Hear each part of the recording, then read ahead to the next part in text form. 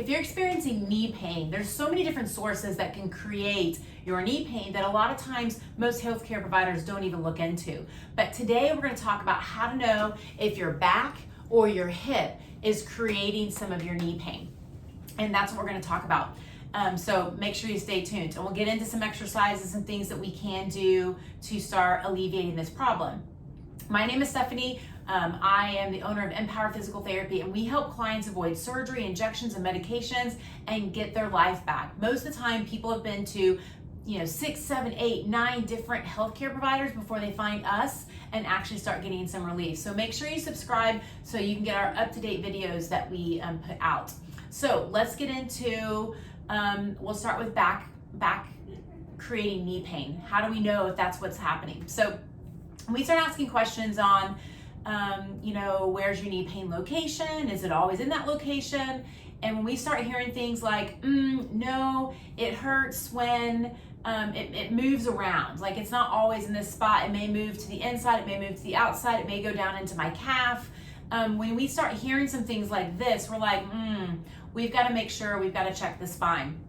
Other things that we'll ask is, when does it hurt? So we've had a client when we ask them, when does it hurt? And he goes, well, it hurts when I'm sitting.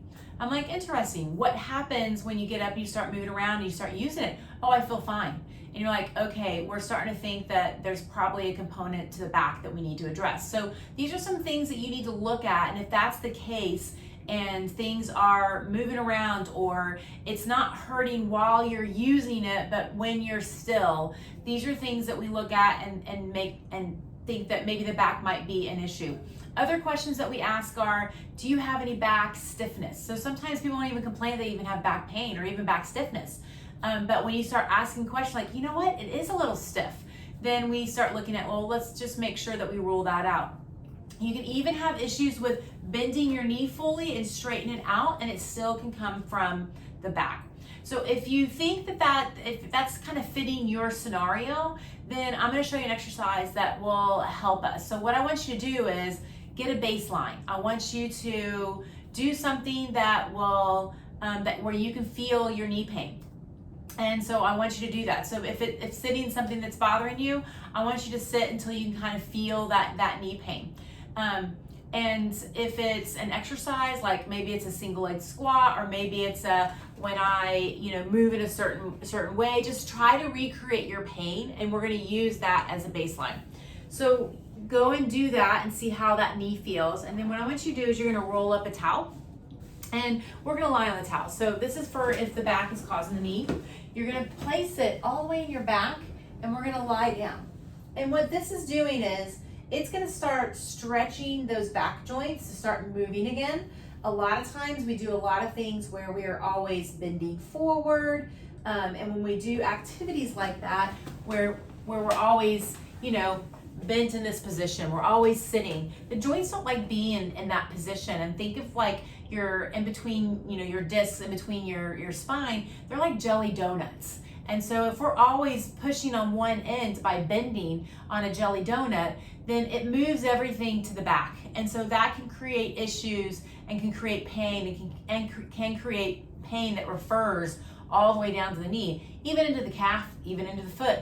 So, in order for us to help move some of that material back, we want to use a towel roll to go in the opposite direction. So think you're moving a jelly and you push on this end, it's going to move the jelly this way. If you push on this end, it's going to move the jelly this way. So essentially, we're going to use the towel roll to stretch the joint to start moving that material away from the back so that everything starts loosening up a little bit, because you'll get a lot of protection when that happens. So then if you do that, hang out there for like 3-4 minutes, and then get up and retest your knee and see if you notice that same motion that produced the pain. See if you notice, is it better, is it worse, or is it staying the same? If it's staying the same or it's better, do another round and then retest it. If we're continuing to get where it's just staying the same, then the back may not be it. Maybe it's coming from somewhere else, but it's a good starting place for you. So how do we know if it might be coming from the hip? Now we've had same thing. We've had people that have had pain in the knee, and they went everywhere. They focused on the knee, but they still weren't getting better. And their biggest complaint was, I can't squat all the way down. So I can't go and squat all the way down because my knee, it bothers my knee. She didn't have full range of motion. Well, if we think of the mechanics, so if this is like our leg bone and it's up through here, you know, if that hip's not moving, because again, same kind of thing, our joints can get tight, joint capsules can get tight when we're always moving in certain positions, that all of a sudden you might not get a little bit of rotation. Well, the knee works where you have rotation in that knee, and if all of a sudden you don't get it from one end, you're going to get a little bit more from the other end, and it's going to create issues where you're going to have pain or where you can't really bend your knee. And that was the case for this client. She literally couldn't squat all the way down. She didn't have full range of motion, and I was like, and she was getting pain on the outside of her knee. That's the other telltale sign too. When they're getting pain on the outside of the knee, really common that we have to look up into that hip. So she had kind of all those things. And so we were like, okay, let's check the hip. Sure enough, her hip didn't move. So we moved her into like flexion, and we moved the joint and all the way in this direction. She just didn't move as well. She didn't rotate as well either. And then when we looked at the hip extension where the leg was moved backwards, where it's in this position, she also didn't move very well. So we went and gave her some stretches and manually worked her, which will help you get there way faster.